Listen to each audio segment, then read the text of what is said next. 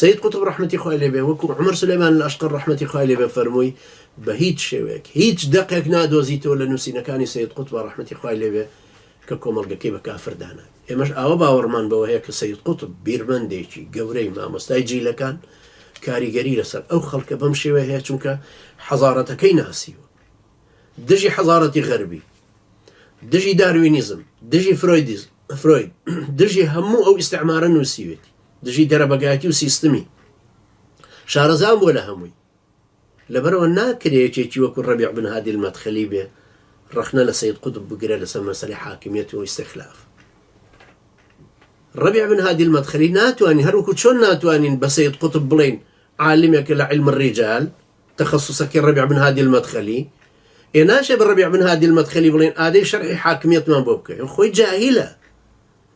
ڕەبیع بن هادی المەدخەلی کتێبی نووسیوە، عالمی جەرح و تعدیلە، عالمە لەم علمەیە لەگەڵەوەی کە ناعادلیشە طبعا وەکو بەکر ئەبو زەید ڕەحمەتی خوای لێ بێ فەرمێ ناعادلی شەوانەی کە ڕەدیان لێداوەتەوە هەر لە عولەماکانی سەلەفی، بەڵام خۆ ناکرێت لەم بپرسی ڕەئی چیە لەسەر سید قوتب یا لە صالح بن فەوزان، چی لە سیاسەتە زانێ صالح بن فەوزان؟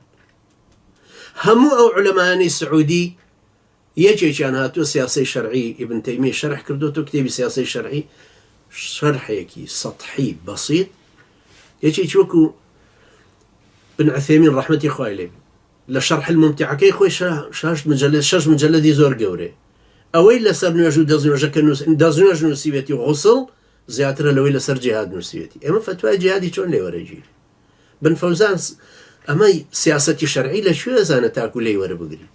ئەمە لەکوێ عەقلی پێشکە کە حاکمیەت یعنی دەسەڵاتی تەشریعی و تەنفیزی و داوەری بردنە؟ لەبەرەوە ناکرێت لە عولەمای سوڵتان لە کابرای ئەزهەری بێ یا لەو بێ یا لە عولەمایانیشی ترکە لەژێر سایە سوڵتانە منحەریفەکانان بەوان بڵێ ڕەئی چێ لەسەر سید قوتب. سید قوتب بیرمەندێکی فکری منەظیرە، مفەکرێکە. لە سید قوتب ناپرسین علم الرجال چۆنە، چونکە زانینەوە اختصاصی ئەو نیە، بەڵام اختصاصی سید قوتب فکرێکی سیاسی و منەظیرێکی گەورەیە کە توانیوێتی ئەمانە لە قاڵبدا و بیخاتە پێشچاویت. أوش الحلقة كانت ترى إن شاء الله رونكم. أقول قولي هذا واستغفر الله لي ولكم وجزاكم الله خيرا والسلام عليكم ورحمة الله وبركاته.